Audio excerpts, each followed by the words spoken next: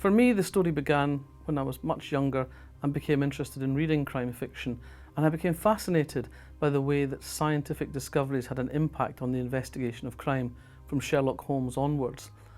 This is a book that will interest anybody who, like me, wonders how scientists have helped police officers and detectives to uncover the real murderers in so many cases that have appeared really mysterious to begin with. When most people see a fly buzzing around their kitchen, they just think it's a fly, it's annoying. But when a forensic entomologist sees a fly buzz around the kitchen, I think his first thought is, where's the body and how long has it been dead? They've studied the life cycles of various insects for so long that we have a very accurate knowledge of how long it takes from the laying of a fly's egg to the incubation and the hatching of that into a new baby fly. And so, because flies arrive at a body in a very specific sequence, entomologists can tell very precisely by looking at a body when that body was definitely dead. And the power of flies and maggots is extraordinary. It's said that 3 flies can get rid of the flesh of a horse faster than a lion can because of the way that they lay the eggs turn into maggots, the maggots eat the body, the next set of flies come along, and it's this biological process that sounds quite gruesome when you talk about it, and indeed is quite gruesome when you see it in action, but is extremely effective.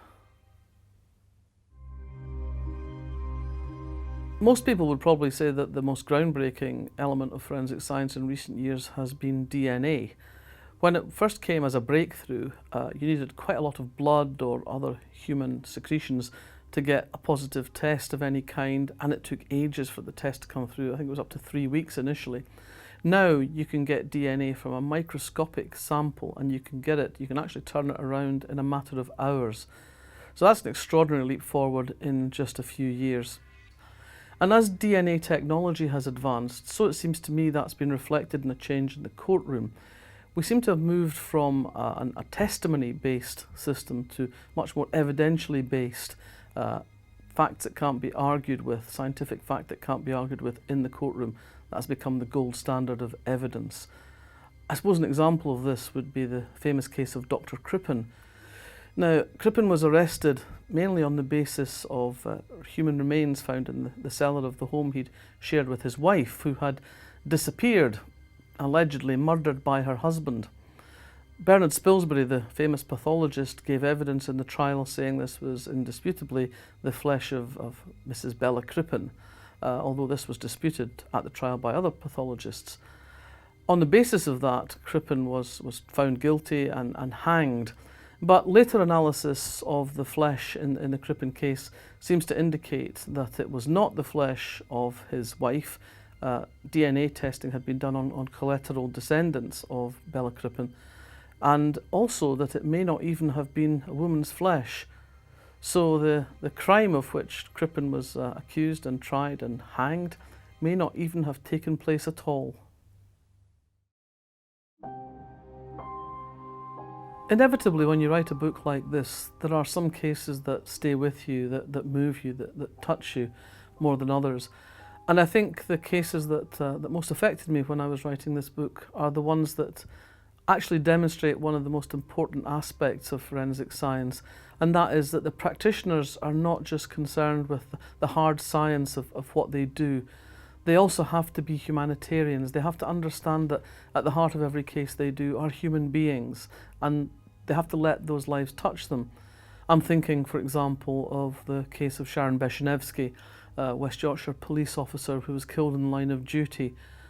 Her death was investigated by the people who were her colleagues, so for them there was a huge emotional investment in this case. But the case is also interesting because it marries several aspects of forensic science in its resolution. There was DNA, there was ballistics, there was number plate recognition, and really what is extraordinary about the case, I suppose, is the family sense of West Yorkshire Police, who really felt that they were trying to resolve this for one of their own. And there were so many points along the way in that story that I found deeply moving, deeply touching, but also at the heart of it is the science that makes the rest of it happen. The irony of me writing a book about forensic science is that actually I am quite squeamish. When hospital dramas are on the TV, I am the one cowering behind the sofa with their hands over their eyes, going, "Can I look yet? Has the blood stopped?" I particularly don't like blood, and I'm not very keen on crime scene photos.